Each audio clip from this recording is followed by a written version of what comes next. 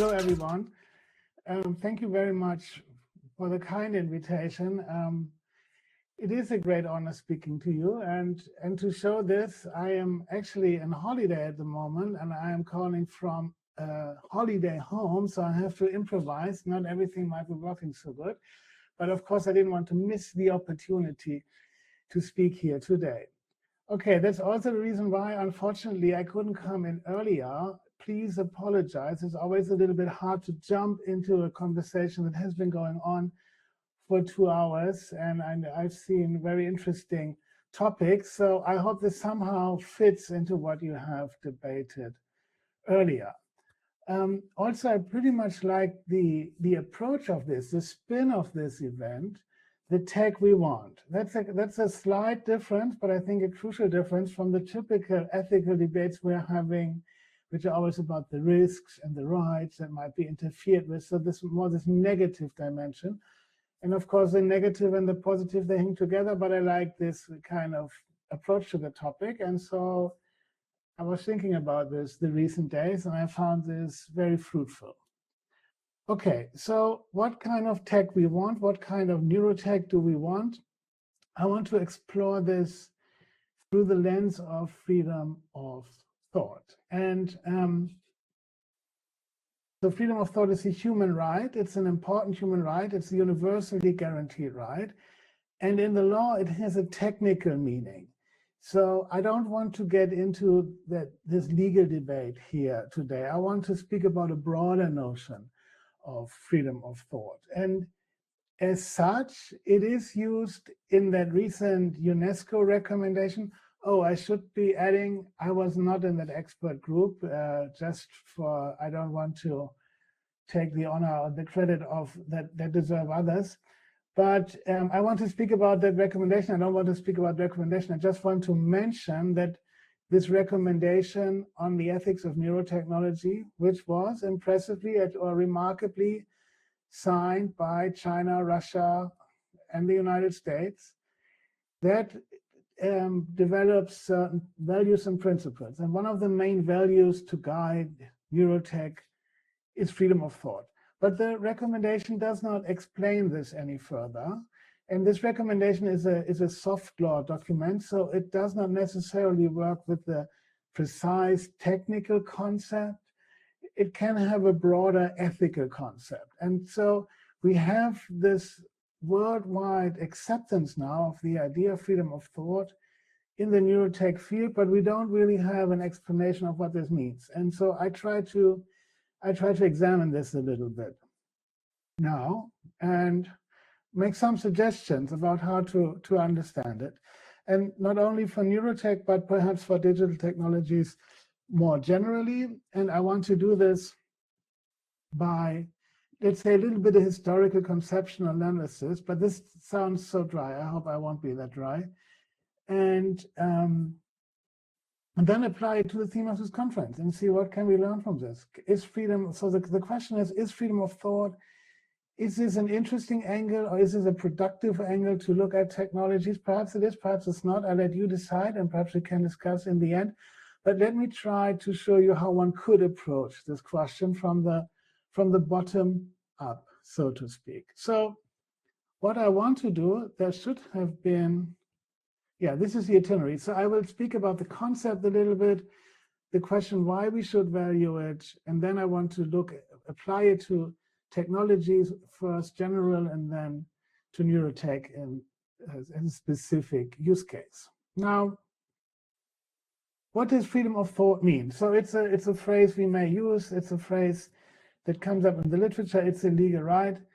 Nobody can give really a clear definition. There is not one account of freedom of thought. So it's a multifaceted concept. It's a very broad concept. And it's also an old concept. So it's most commonly associated with the era of the Enlightenment, probably, but it's not restricted to that. It's used in other contexts as well. But if one looks, what could be the core meaning? One of the core meanings, and that's the one I want to draw on today, is thinking for oneself. And that is meant in contrast to following authorities, following the dogma of the church, following the teachings of the state, following what others say. So thinking for oneself, that's at least a core meaning.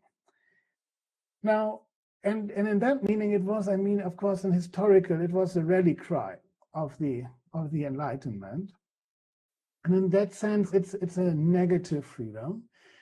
It means, you know, to remain free from substantial influences impacting thoughts. It means to be the thinking agent, to be the locus of thought is in oneself, one could perhaps say. The center of gravity, the center of the cognitive activity is in the person. And then there are certain secondary things that have been accepted for a long time. So for instance, that you cannot punish people for mere thought. Of course, when they turn thoughts into actions, they can be punished for actions, but not for mere thought. There's actually an idea that we find already in Roman thinking. So it's a 2,000-year-old idea, at least in Western thought. And one can, of course, today ask, okay, punish, we don't punish. It's still a global idea. We don't punish people for thought. But don't we sanction people sometimes, perhaps, for thought non-conformity in a sense? I think we could find examples where we do this today in society, but this is not the talk of today. So we could already apply this negative dimension, not too much influence on my thought, to technologies, but let us put this aside for a moment, because freedom of thought has other meanings that I think are very helpful. There's also a positive side. So it's not only freedom from others, it's also thinking as the capacity, thinking as a mental act. We have to think, and this thinking relies on cognitive capacities, making up one's mind. So this is the positive side, and this requires certain mental capacities. We can have those capacities to certain degrees, and we can exercise those capacities to different degrees. So we can be better, perhaps, thinkers and not so good thinkers, depending, of course, on the standards. But in general, these are graded terms.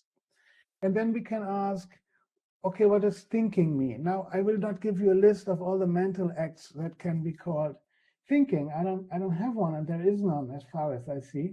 But we can perhaps agree on certain areas. So the classical one that has been the historically relevant one is the free use of reason. And reason understood as the capacity to find truth, to form true beliefs about the world. So today we would say epistemic rationality, but the idea to find out how the world really is as far as we can. That's the historical free thinker movement. Of course, the use of reason as opposed to the teachings of the church. So that was the liberation, emancipatory potential of reason. Pro-science, anti-authority. Now, this is certainly a core of the concept, but it doesn't exhaust it. So there are other forms or modes of thought that we can describe as free thinking. So, for instance, critical thinking, perhaps, and creative, like out-of-the-box thinking. And then another form is freedom of imagination, freedom to fantasize. So that's actually a way in which Cicero already used this term. So freedom that we can imagine, our imagination is free. Well, perhaps it's not unlimited, the powers of imagination are limited, but as far as we have these powers, using them, that might be free thinking. And we can contrast these modes of thought with counterexamples that sometimes help. And here, for example, we can think about rigid thinking. We all know people who are very rigid thinkers, or we have obsessive compulsive thoughts that go in circles, those kind of things. This is, in a sense, unfree thought. And another aspect of freedom of thought are these, what I call here, for lack of a better term, like the second order capacities, like how much can I control my thought? I mean, we all can control our thought to some degree, but also to a strong degree, we cannot. So our thoughts come and go, so they appear, then they disappear, we can't remember them. Also, it's really hard to sustain a train of thought for a longer time. I mean, people are different capacities in that, but this is attention. We can direct our attention to something, but then we get distracted. So our powers of our thinking system, let's say, we have them, but they're limited, and they are depletable, and they are influenceable. And yeah, and of course that will become relevant, as you can imagine, when we look at technologies. And the last point I would want to make is there's something like open-mindedness. And one of the aspects of this is that we have the flexibility to revise what we believe and what we think in light of better evidence. It's also a form, I would say, of freedom of thought.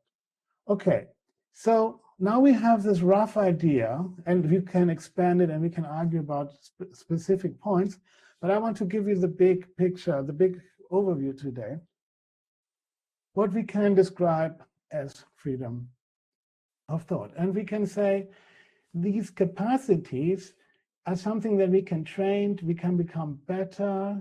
It's also kind of like an achievement to be a free thinker in that sense. It's not something that anyone is from the start on. It's something, but it's a lifelong quest also to work on the skills if you like to. So it's not something that is there, it's something to be attained. And of course, it's also something that can be weakened and that can deteriorate and that can diminish, and technologies may have something to do with this. Now, yeah, so perhaps I should just mention, there's also always a backside to these things. So when we talk about all this flexible thought and unconstrained thinking, well, if we do this too much, we may end up in phenomena like psychosis, or this is, certain forms of thought pathologies, which result from the fact that they're too unconstrained. They lose touch with reality. And of course, there's a long debate now, a conceptual debate, whether that is particularly free thought or whether that's no free thought at all. Now, as we are not in a legal background where we have to define terms very precisely, I think we can just leave this open. But I think here different conceptions of this very broad concept of freedom of thought, they come in conflict with each other. So obviously the idea of freedom of reason is not fulfilled, but in a way, very unconstrained thought fulfills other criteria. This is what we have to live with when we work with such broad concepts. Okay, so the third part, the third aspect, I think, which is important, is that freedom of thought is sometimes misunderstood as cognitive isolation. So isolating yourself from the world, and then the thinker. So that's the Rodin picture, the thinker in solitude, thinking all the time. So I asked ChatGPT to make a dialogical Rodin, which you see here on the right, because freedom of thought is also strongly at least improved. It's not necessarily the isolated thinker. It's often strongly improved in conversation by others, and three very obvious examples. Even developing our thoughts, we often do much better in conversation. So, our thoughts flow. It's a much better way. So in conversation, we think in conversation. And then, of course, the other is very important to challenge our views, because we are only thinking from our standpoint. And to some degree, we cannot leave our standpoint. We can try to, but we will never fully do.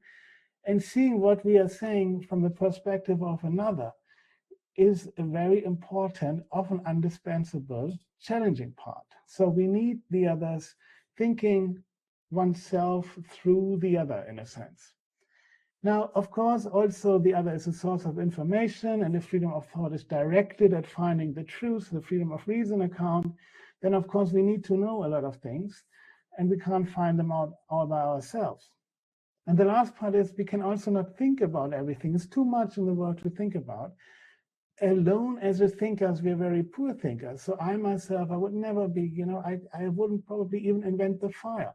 So we rely on a close network of other people who think about stuff to create the kind of knowledge we are having. So we delegate and distribute cognitive capacities. All of these things improve the individual thinker in the freedom of thought sense. However, also here there is a danger.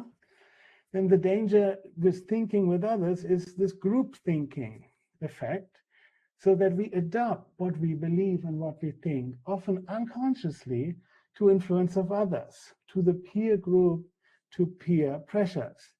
Now, that is obviously something, for instance, that the drafters of the Universal Declaration of Human Rights were concerned about after the Second World War, the authoritarian system, mass society, fascism, and so forth. Part of the explanation, very complex phenomena, of course, but part of the explanation is likely group phenomena in thinking. So this is a danger.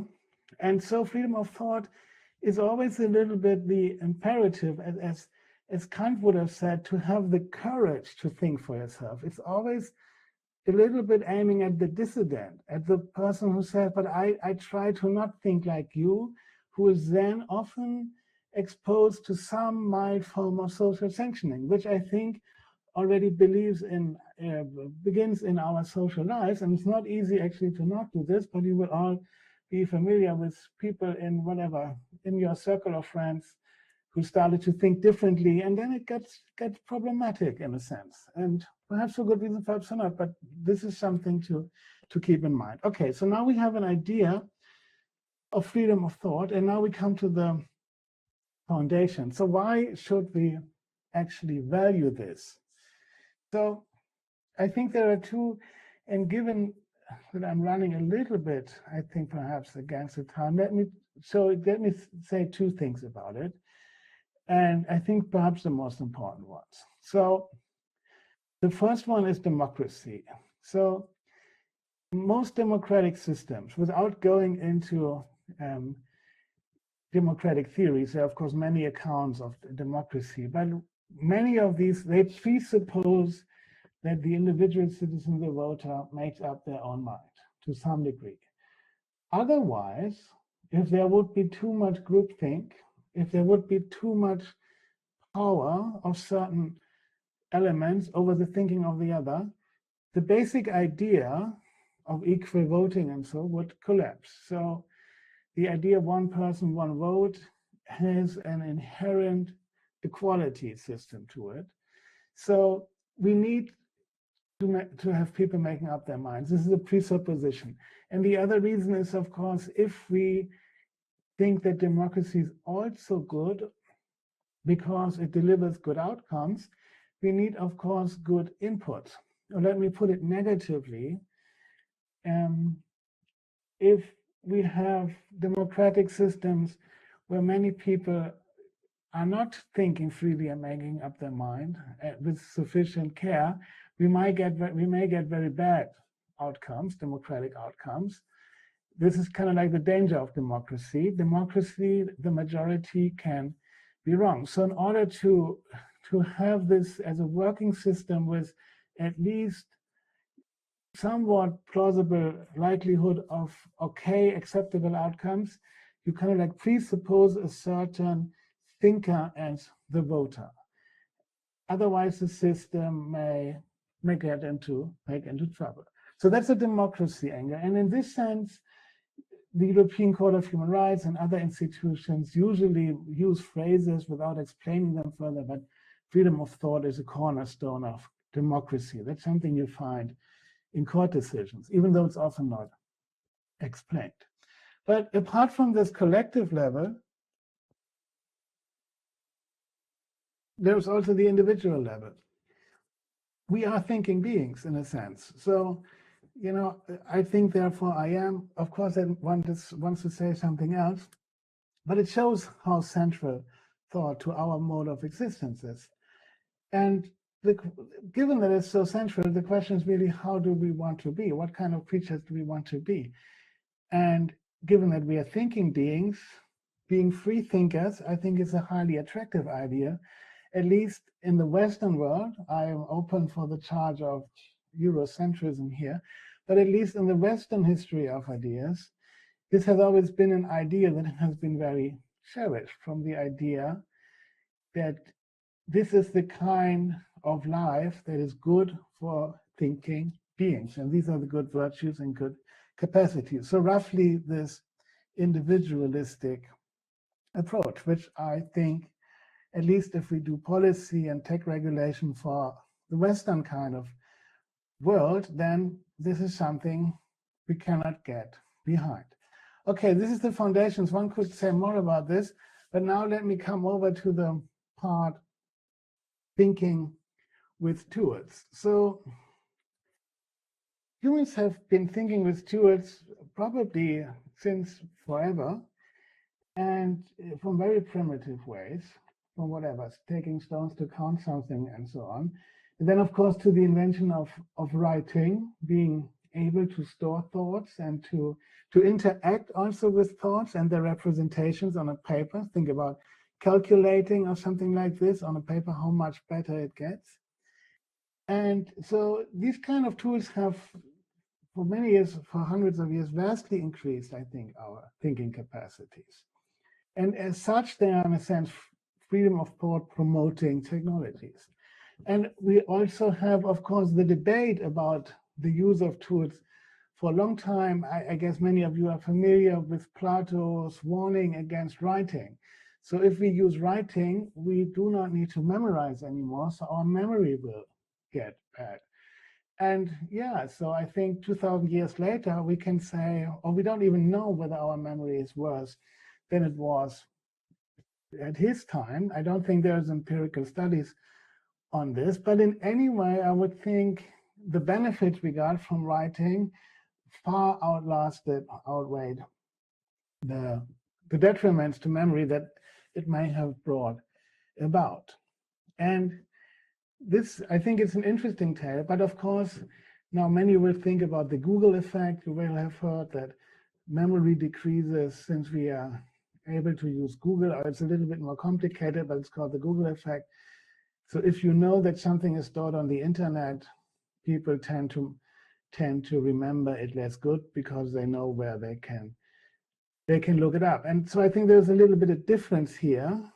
In Plato, we have some cognitive capacities that we lose while we increase others, but I'm not so sure that we can say the same in the Google effect case. But okay, that aside, what I'm trying to get at is that we have these thinking technologies. Another one is perhaps psychedelics. I'm just mentioning this because I have another research project on this.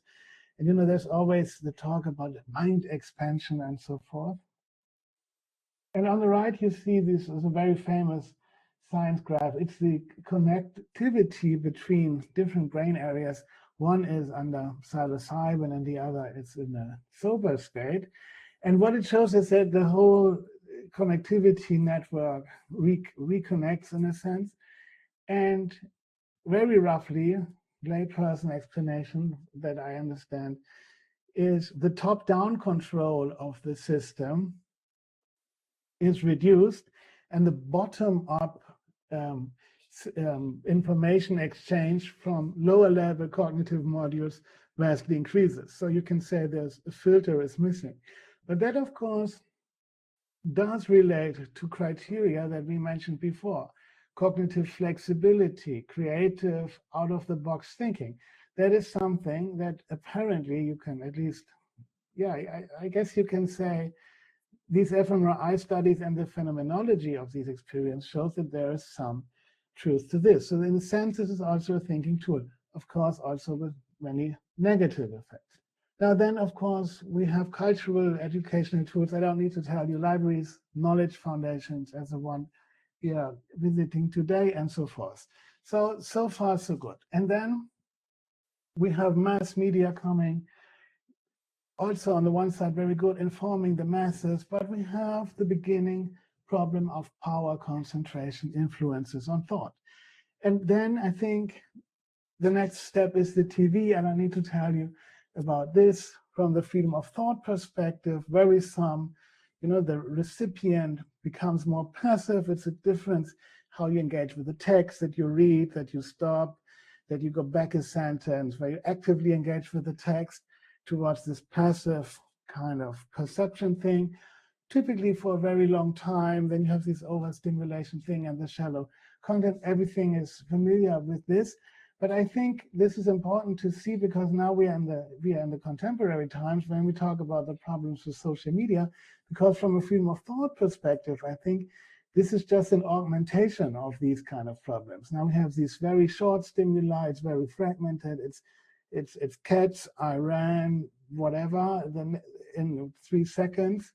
So it's these very short attention spans. It's this compulsive checking behavior that I'm sure most of you may be familiar with, this slight urge to use this. So all of this from the criteria of freedom of thought that we outlined above, mental control, all of these kind of things, this is reducing freedom of thought. This is diminishing the capacities of free thinking. This does not mean that one is not a free thinker anymore, but it's clearly a technology that is worrisome from the freedom of thought perspective. Also, of course, we have this algorithmic selection of content, which may create these phenomena, these groupthink phenomena of echo chambers and the reduced likelihood of belief change and perhaps polarization. Now, as we all, I think, as users of these media, we all experience this and we observe these phenomena, but I would just like to say the science is not settled yet. So these are worries, but we don't really know that yet. But I think the phenomenology and the observations are suffice to already have governance implications, but that aside. So, and perhaps one can even say, this very abstract idea of freedom of thought as a precondition for democracy, perhaps even, and that's a hypothesis, we don't have empirical data for that either, I think, but this attack on democratic structures by this polarized and extremist wings. So in Germany and in Europe, we have this right-wing kind of, there's often obviously many reasons for this, but that this kind of thinking style that goes along with the main source of information for many people, that this is not related, is probably also not very likely. So from a freedom of thought perspective, this is at least a plausible hypothesis. Okay, so, and with this, I think we can come directly to the LLMs. Thinking with LLMs, how does this change the kind of processes we have just spoken about? So I think LLMs, they can be magic interlocutors. They can do all the things that I pointed out earlier when we were talking about thinking in conversation, thinking with others. So you can develop your thoughts in conversation with them. They can challenge your views. They can actually simulate a lot of modes of thought if you prompt them like this. And they have vast knowledge, even though they are sometimes wrong, as we all know, most of the time they are right. So I think in all of these things, they are probably far superior to any human interlocutor. So, and of course, you can delegate a lot of tasks to them that frees up your own cognitive resources. So from this perspective, I think these LLMs have a very high potential to make people better and in that sense freer thinkers. However, there's a danger, and the danger is that we tend perhaps to outsource the thinking. So what do we mean with this? Outsourcing the thinking. So we now let Claude do the thinking for us, right? We delegate it to her, and she does it. And if this happens, at some point, the locus, the center of gravity of thought, is not in the person anymore. And you remember that was one of the ways by which I tried to describe the idea of thinking for oneself. So there's a very thin line between using LLMs to become a better thinker and using them as a free thought technology and not thinking at all. It's a very thin line. And this thin line is not really marked, it's not visible, it's not often clear to the user. neither is it particularly clear to the system. The LLM system does not, it's not a category they are interested in.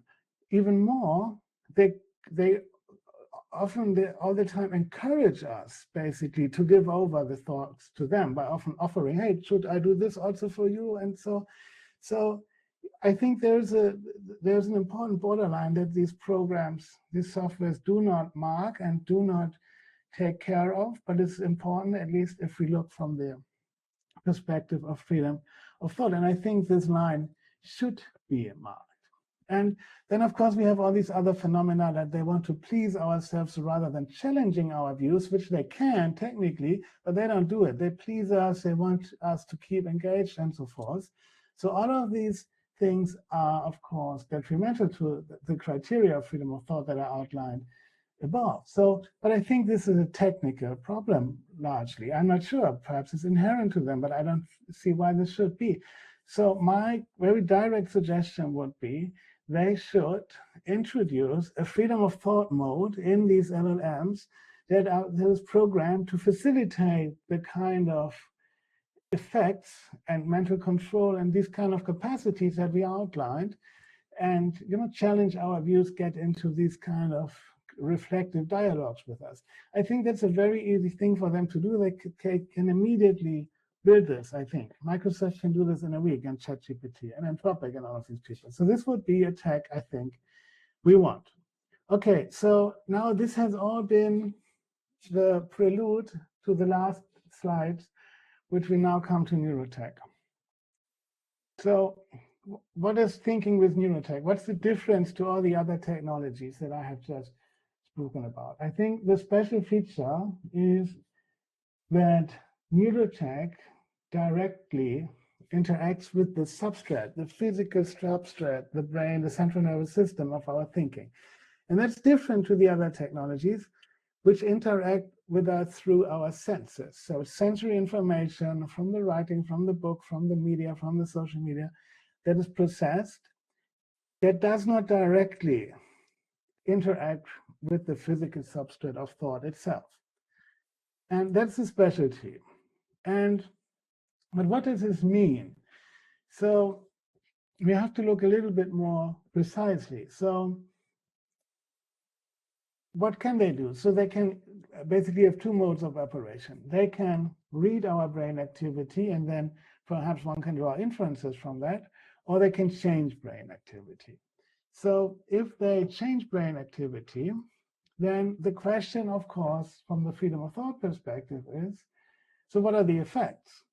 And the effects can be, they can improve the capacities for freedom of thought. They can perhaps make us think longer, be more attentive, help us overcome other problems, or they can decrease them, they can diminish them. So it's an empirical question. And of course, the tech we want is the tech that improves these freedom of thought capacities rather than diminishing them.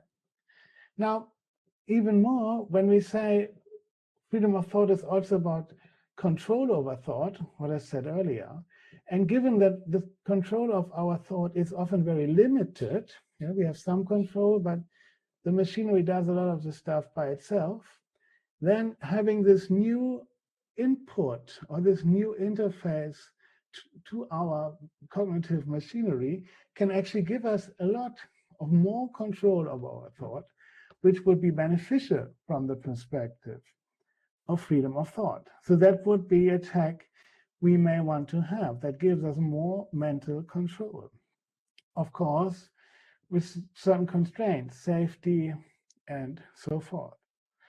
Now, what we would not want, when others stimulate our thoughts or interfere with our thinking processes.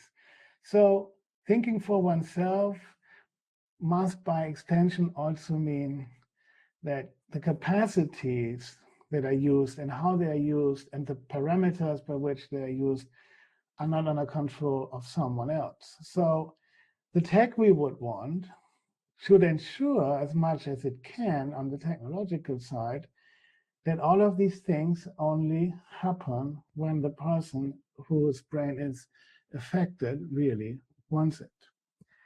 So this is the altering brain activity side. But let us look at the one that's also perhaps more pressing, and that is the brain reading side. So Neurotech reading our brain signals, and then we can draw inferences. So most of the inferences that one can draw do not affect thought, but of course we are getting there in the studies. In the first studies with speech reconstruction, they can reconstruct inner speech and sometimes inner imagination.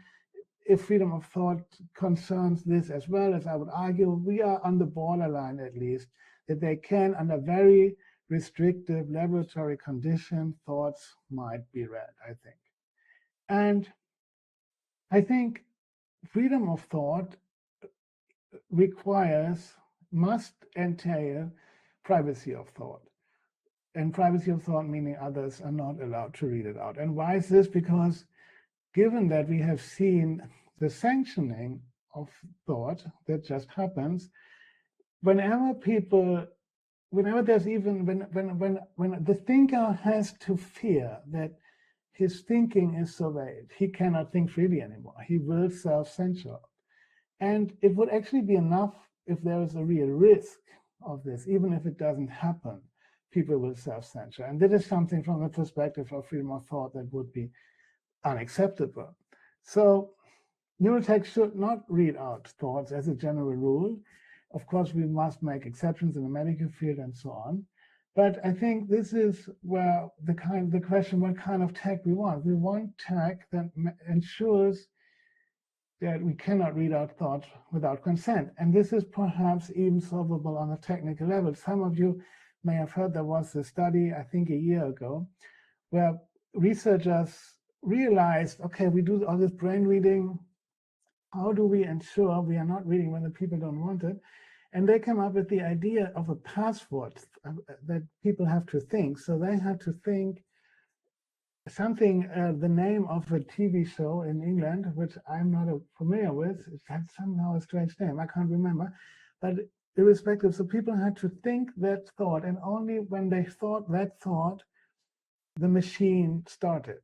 So this is a clever thing, because for the most of the time we can, this is perhaps still the power of thought that we have left, that we are not having under control by Neurotech yet, that we can think this thought. And this, I think, is a clever technical mechanism perhaps to ensure this. So we want to have tech that takes all of these privacy by design features on board. Okay, now I'm coming to the end, and the end of my talk, but perhaps also to the end of all of these considerations. Brain-computer interfaces, BCIs. Now, this, of course, is the Elon Musk Neuralink thing, which is developed for, at the moment for people with severe neurological disorders, but which is openly said to be at one part, the plan is to implant it in healthy people as well. So, and the idea is to create a general input-output interface for the human brain and the mind. So this is, in a sense, of course, the transhumanist utopia and the humanist dystopia, if you will. And probably from the freedom of thought perspective, we have to take a differentiated view, though. So, of course, from the medical field, putting aside very good work they're doing, very helpful. But what about the non-medical use? So the central idea that Musk is using is the bandwidth metaphor. So the idea that our thoughts are constantly slowed down because of slow elements such as our peripheral nervous system. When we have to express our thoughts via writing or speech, that's way too slow. So by creating this direct output channel from the brain to the computer, we can speed up thinking much faster. Now, this is controversial, I'm aware, but from the idea here, this is actually a freedom of thought argument. So he would free thought from constraints due to other bodily factors. I think that's at least noteworthy. So he doesn't use these words, of course, but you can frame it as a freedom of thought argument. So it's perhaps not an uninteresting case then from the freedom of thought perspective. Now, and then of course the brain data will be fed to the AI, and that will raise all kinds of privacy problems, I am aware. But just the other part is perhaps not problematic from freedom of thought. But I think the problems begin with, we have this bidirectional system. So it's not only reading out, it's also writing in. And the idea is also to influence thoughts, to provide information, but also to do all other kind of cognitive things on this brain chip. And that's, I think, where the problem begins. If this technology really became integrated into the cognitive system, then I think the point between thinking for oneself and Claude or the AI is thinking for you, it becomes blurry, and it's probably not only porous and blurry, but probably dissolves. So then, because we also may not even realize anymore what kind of impact comes from the chip and whatnot. So it has become part of our unconscious cognitive machinery. And here I think the idea of thinking for oneself really comes to an analytical end. So there might still be futures where we perhaps say the AI becomes fully integrated. In some sense, it becomes part of the self.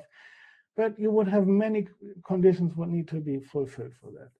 In the real world, this will not become the case. And in the real world, of course, the algorithm running that AI will probably often be under control by those neurotech companies. So I think under any realistic developmental trajectory, this would be the end of thinking for oneself. And of course, one can argue, perhaps then this is not a value we should uphold anymore. I'm fine with this. But as long as we haven't done this argument, I would say, let us perhaps keep up the ideas that have led us from the pre-Enlightenment days to today. We had a good time with this, in a sense, with all the dialectics and the problems it has. We should not discard this just because it's technologically possible. So therefore, I think, just mentioning, because all of this is so uncertain, we and colleagues have a while ago asked, we should at least symbolically say, hey, we do not think we want these technologies unless we have solved these issues.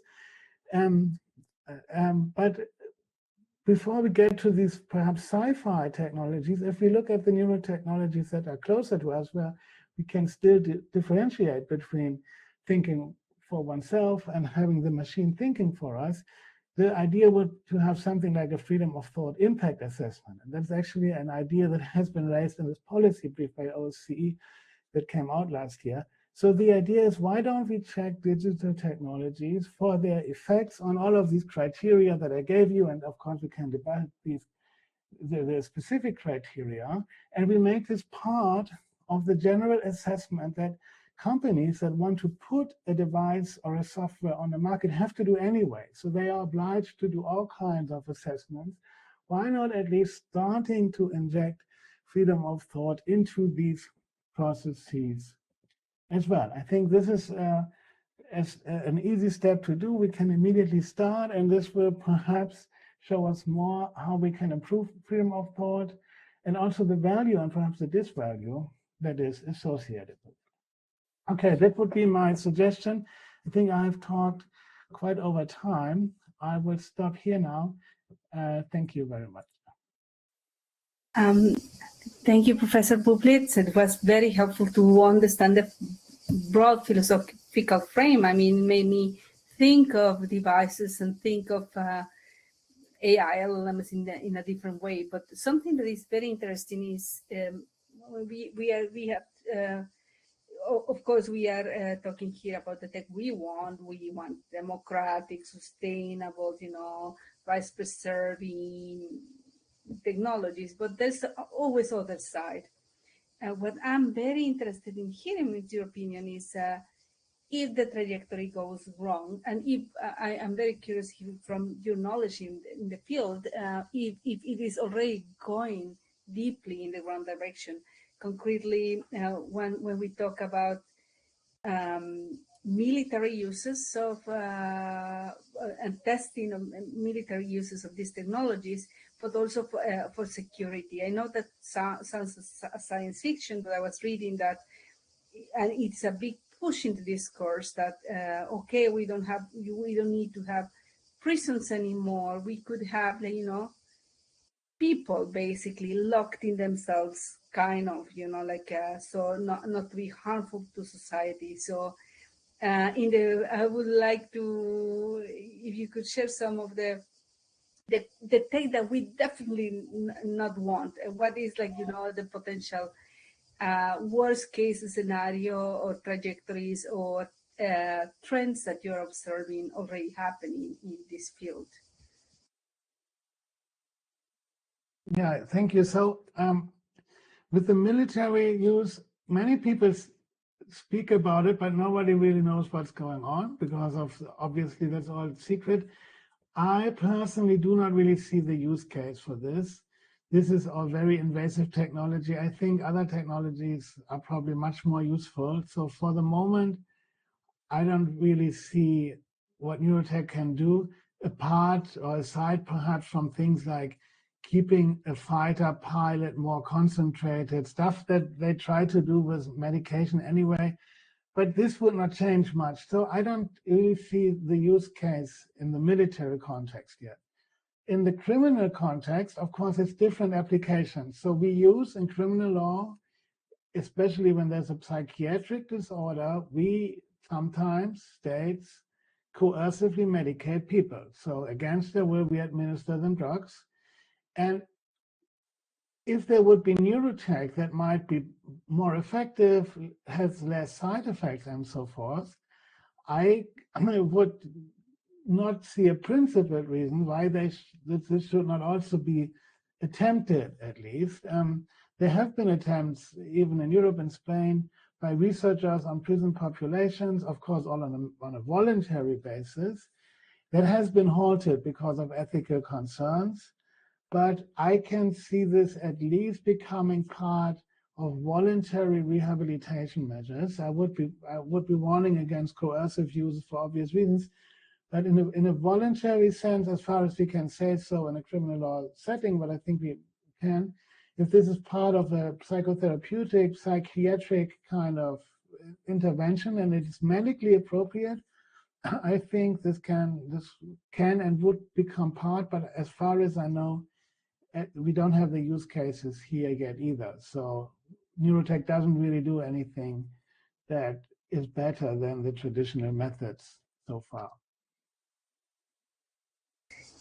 A follow-up question, some conversation that we had in private with you is all these tendencies of wanting a new right, or wanting neuro rights to protect all of this that you're talking. Many groups,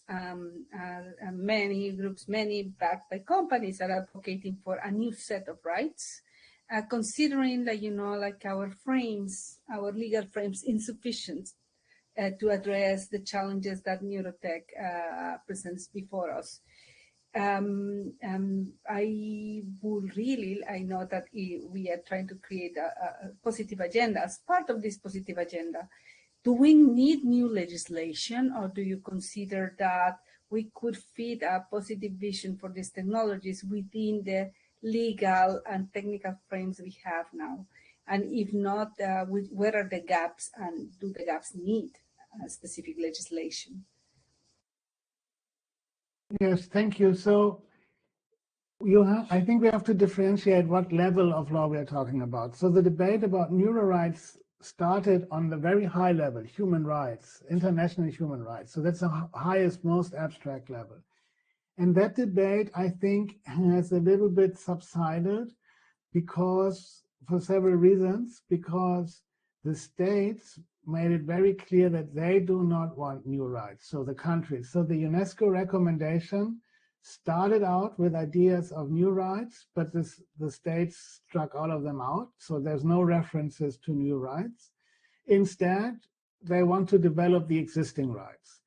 This is in the UNESCO recommendation, and that's also at the UN in the Human Rights Advisory Committee. So the international legal development is no new rights, developing the other rights. Now, from a scholarly perspective, I agree with this because I was not really a fan of the Neuro Rights Initiative, but that's old debates. We don't want to re-actualize them, I think. So the other question is, what are the other levels of law? And there I think we would need to do a lot. So the European level, for instance, the EU law, there would be gaps at several steps. Data protection is one. I don't know if you have talked about this in the earlier panels, but also the question of who owns these implants. So they become part of the body. Can others still have copyright, for instance, over the mechanism? Can I hack it if it's implanted in me? Is this not part of my body? So the body has a very important role in the law. So we cannot just take parts of the body of someone else. So there are all kinds of unclear boundary questions that I think that will have to be resolved, either at the European or the national level or whatever the jurisdiction you are coming from is. And I think all jurisdictions have to do something.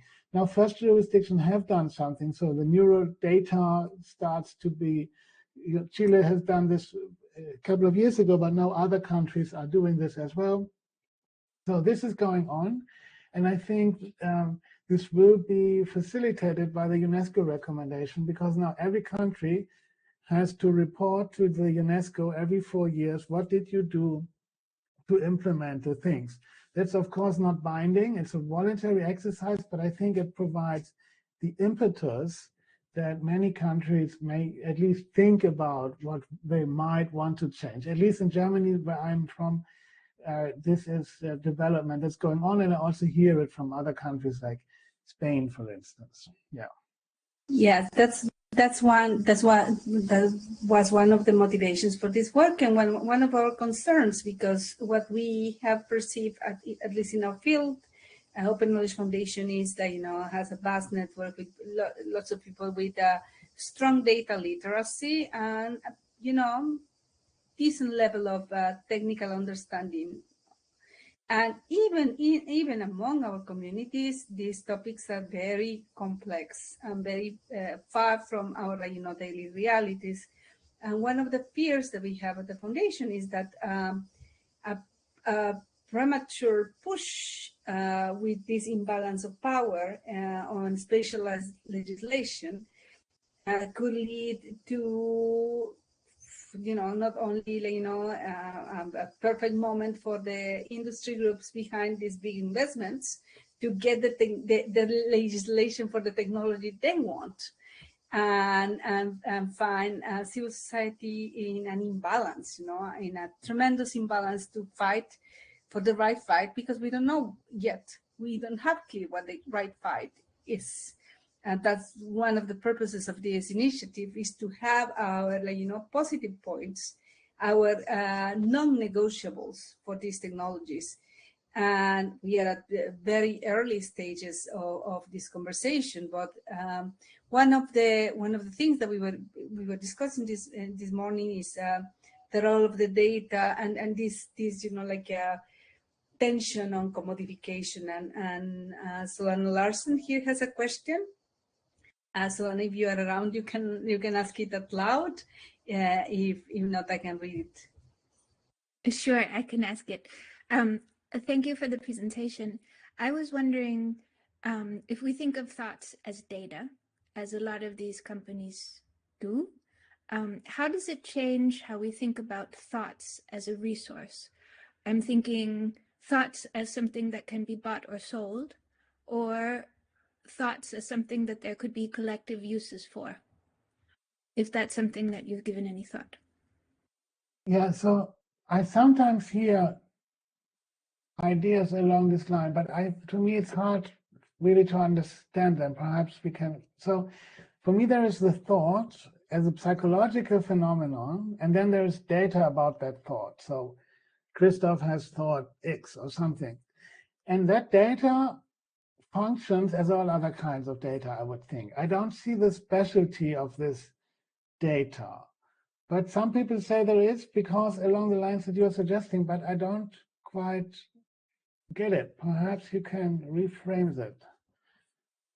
Well, I guess the data is a representation of the thought.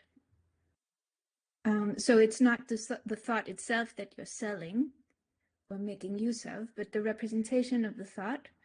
And I think to me that is interesting, because I think that the way that companies are thinking about this data as evidence of either an existing human trait or maybe evidence of a future action. I mean, a lot of value is put into that data, even though you might say it's just, ones and zeros, or you can't touch it. But you also can't touch thoughts. So yeah, I guess I would want to hear your thoughts on thoughts as data. Yeah, so I see that Susie is saying she will be talking about this in her next talk. So I will not take your points. I will just say very quickly. So it is data, and I think it should be treated as sensitive data. So it is very important data. However, at the moment, I would think that the kind of data that we leave out via our behavioral traces, what we Google, what we write in our emails, all of this kind of stuff, it's much more informationally rich and would give others a much richer picture than what they can read out or will be able to read out. But at some point in the future, perhaps neurotech can add even more to this. And the point would be unconscious thoughts, because that's something we can't verbalize yet, or very hard. And that of course would be another super sensitive data category then. But what I think, so I think we can treat it as data, even though we need to have very high bars, but it's not something different, because some people say we need just new legal ideas also for this. I don't think this, but I also think we need red lines. We need just red lines about what can be read out. So I would think that thoughts, however we define them, should never be read out for commercial purposes like we now consent in Facebook to all these other kind of things. So this must be reserved for special cases with an enumerated list of purposes for which this can be used, medical, whatever. But there must be very strict red lines, and this is something that we do not have there yet. Yeah. And let me do the over thing, yes, because I know that Susie Allegro is coming up next. And because the question, Renata, of you was, do we need new rights or new laws? And there was actually a letter that Susie and I once wrote. And so I think this is a very good opportunity to give the floor to her. Thank you very much for the invitation.